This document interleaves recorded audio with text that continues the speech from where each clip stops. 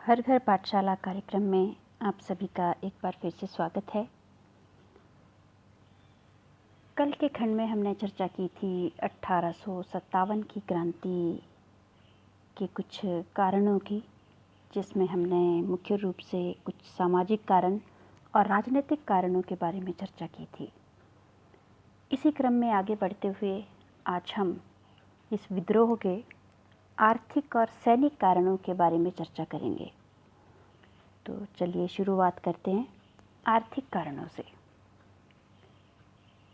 आप जानते ही हैं कि 1857 में जो क्रांति हुई, जो विदेशी शासन के खिलाफ विद्रोह हुआ, उसमें सामाजिक कारण तो थे ही थे, आर्थिक कारण था ये भी एक बहुत महत्वपूर्ण कारण थे, क्योंकि इन विदेशी कंपनियों ने, विशेष रूप से ईस्ट इंडिया कंपनी, भारत का बहुत आर्थिक शोषण किया और ये प्रमुख कारण बना जिससे कि जन जन इस आंदोलन, इस विद्रोह के साथ जुड़ता चला गया। हालांकि शुरुआत इसकी एक सैनिक छावनी से हुई थी, लेकिन धीरे धीरे ये पूरे देश का, पूरे आम लोगों का आंदोलन बन गया। इसी समय इंग्लैंड के अंदर उद्योगों का विकास हो रहा था, औद्योगिकरण हो रहा था, और अपने व्यापार को बढ़ाने के चक्कर में अंग्रेज़ों ने भारतीय उद्योगों पर बहुत से प्रतिबंध लगा दिए, जिससे कि वो इंग्लैंड की जो इंडस्ट्री थी उसका मुकाबला न कर सके। साथ ही ये लोग हम भारतीयों से बहुत सस्ते दामों पर कच्चा माल खरीदते थे और बाद में माल बनाकर बहुत महंगे मूल्य पर उसको खरीदने के लिए विवश करते थे। और इस आर्थिक शोषण के चलते जो हमारा देश कभी सोने की चिड़िया हुआ करता था, खुशहाल देश था, देखते ही देखते गरीब हो गया। इससे भारी असंतोष फैला और लोगों ने ऐसे शासन का अंत करने का निर्णय किया, और ये मौका उन्हें 1857 में मिला। जब ये सैनिक विद्रोह हुआ तो आम जन भी इसके साथ जुड़ गए। इसके साथ ही जो भू मालिक थे, ज़मीन के स्वामी थे, उनकी जागीरें भी जब्त कर ली गई थी, मतलब उन्हें भी भूमिहीन बना दिया गया था। आप जानते हैं कि शुरुआत में ईस्ट इंडिया कंपनी ने भूमि को अपने, मतलब दीवानी अधिकार अपने पास लिए और कर के लिए एक नई व्यवस्था कायम की, और इसके चलते जो जमींदार लोग थे उनकी जागीरों को जब्त कर लिया, या फिर उनके ऊपर कर जो था उन्होंने जमा करवाना था ईस्ट इंडिया कंपनी को, वो बहुत ज़्यादा था। मतलब भू राजस्व की जो दरें हैं उनमें बहुत ज़्यादा वृद्धि कर दी गई और उनको कठोरता से वसूल भी किया जाता था। और लॉर्ड डलहौजी, इन्होंने तो लगभग अपने शासनकाल में 20,000 से भी ज़्यादा जागीरें जमींदारों से छीन ली थी। इसके कारण जो ये भूमिपति थे, इनकी हालत बहुत ख़राब हो गई थी और ये अंग्रेज़ों के दुश्मन बन गए। आप जानते ही हैं कि इस समय इंग्लैंड में औद्योगिकरण हो रहा था और कच्चा माल ये हमारे देश से ले जाकर अपने देश में निर्मित सामान को हमारे देश में और भी अन्य देशों में महंगे मूल्य पर बेचा करते थे। और इसके चलते क्या हुआ कि जो भारतीय रियासतें थी, जो भारत का जो उद्योग थे, कुटीर उद्योग थे, वो नष्ट हो गए। इसके साथ ही ईस्ट इंडिया कंपनी ने जिन रियासतों को अपने अधिकार में ले लिया था, तो वहाँ काम करने वाले जो कर्मचारी थे वो सब बेकार हो गए, पेंशन बंद कर दी गई, तो उनका जीवन कठिन हो चला और ये लोग अंग्रेज़ों के कट्टर दुश्मन बन गए। और जैसे ही उन्हें मौका मिला तो उन्होंने अंग्रेज़ों के विरुद्ध इस आंदोलन में बढ़ चढ़ कर भाग लिया। साथ ही नौकरियों में बहुत भारी असमानता थी, मतलब एक पद पर ब्रिटिश यानी कि यूरोपवासी और भारतीय तो दोनों के वेतन में बहुत अंतर था। एक पद पर ही काम करने वाले यूरोपीय का वेतन ज़्यादा था और भारतीय का कम। दूसरी तरफ भारतीयों को सिर्फ निम्न पदों पर ही रखा जाता था, उच्च पद उनको नहीं दिए जाते थे और वेतन में तो असमानता थी ही थी। हालांकि 1833 में एक चार्टर एक्ट पास किया गया था। उसमें कहा गया था कि भाई हम मतलब कि अंग्रेज नौकरियां देते टाइम जाति, धर्म या रंग इसको ध्यान नहीं रखेंगे और निष्पक्षता से वो वेतन देंगे, लेकिन ऐसा हुआ नहीं। भारतीयों को बहुत कम वेतन मिलता था, तो भारतीय लोग इस अपमान को सहन नहीं कर पा रहे थे और योजनाएं बनाने लगे और अंततः वो विद्रोह हुआ भी, जिसमें लोगों ने बढ़ चढ़ के भाग लिया। अब कुछ नज़र डालते हैं सैनिक कारणों पर। जैसा कि आप जानते ही हैं कि इस क्रांति की शुरुआत सैनिक छावनी से ही हुई थी, बैरकपुर कलकत्ता के अंदर। तो उसके क्या कारण थे, ज़रा इस पर भी नज़र डाल लेते हैं।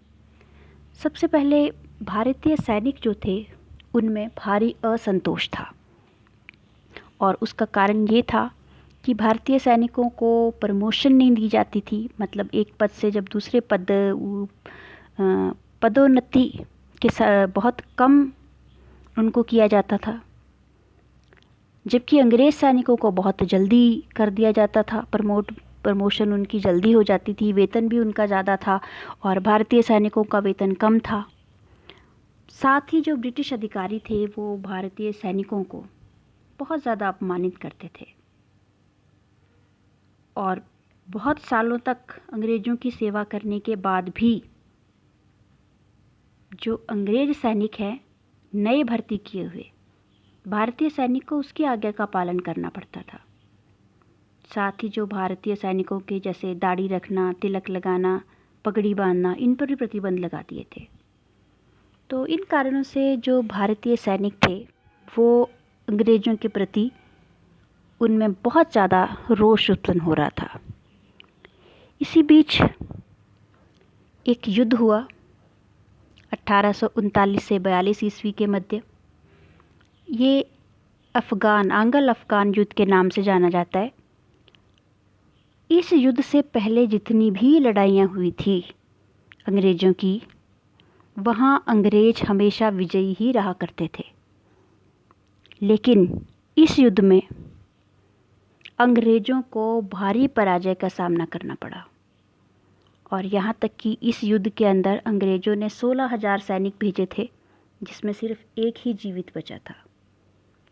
और इस हार से जो अंग्रेज़ों की ना हारने वाली जो प्रवृत्ति कहा जाए या फिर सम्मान कहा जाए, वो प्रतिष्ठा, उसको बहुत गहरा धक्का लगा और इसका सीधा प्रभाव पड़ा भारतीय सैनिकों के दिलों पर।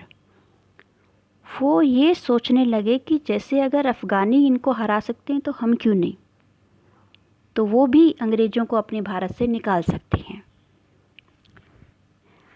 और इस समय 1857 के समय क्या हुआ कि जो ब्रिटिश सेना थी भारत में, उसमें अंग्रेज़ सैनिकों की संख्या कम थी और भारतीय सैनिकों की संख्या ज़्यादा थी और इस वजह से भारतीयों का पलड़ा भारी था और वो इस विद्रोह के लिए प्रेरित हुए। 1856 ईस्वी की बात है। उस समय लॉर्ड कैनिंग गवर्नर जनरल थे। उन्होंने एक सामान्य सेवा भर्ती अधिनियम बनाया और इस अधिनियम में उन्होंने क्या किया, ये शर्त लगाई कि अगर आवश्यकता पड़ेगी तो सिपाहियों को, सैनिकों को युद्ध लड़ने के लिए विदेशों में भी भेजा जा सकता है। अब उस समय ऐसी मान्यता थी समाज में, भारतीय समाज में, समुद्र पार जाना वो अच्छा नहीं मानते थे। समुद्र पार पाप समझा जाता था और जब इस काम के लिए उन्हें बाध्य किया गया तो उन्होंने शस्त्र उठा लिए, क्योंकि इसे उन्होंने अपनी संस्कृति के ऊपर अटैक समझा। एक और बड़ी घटना हुई 1856 ईस्वी में ही। आपको याद होगा, लॉर्ड डलहौजी ने अवध को ब्रिटिश साम्राज्य में मिला लिया था और ये जो विलय है अवध का ब्रिटिश साम्राज्य में, ये भी विद्रोह का बड़ा कारण बना। उसका कारण ये था कि जो ब्रिटिश सेना थी भारत में, उसमें लगभग 75,000 सैनिक जो थे वो अवध से थे, और वो बरसों से अंग्रेज़ों की सेवा कर रहे थे। भारत को जीतने में इन्हीं सैनिकों ने उनकी सहायता की थी, और वे ये सहन करने के लिए तैयार नहीं थे कि भाई उनकी जो रियासत है उस पर अंग्रेज़ अधिकार कर लें। तो हम कह सकते हैं कि ये जो अवध का विलय था, उसने भी आग में घी डालने का कार्य किया। और उस समय एक और भी घटना घटित हुई, एक अफवाहों की चर्चा हम अगले खंड में करेंगे, किस किस तरह की अफवाहें उस टाइम पे जोर पकड़ रही थी। तो एक मुख्य अफवाह ये थी कि भारत में अंग्रेजी राज्य 100 वर्षों तक रहेगा।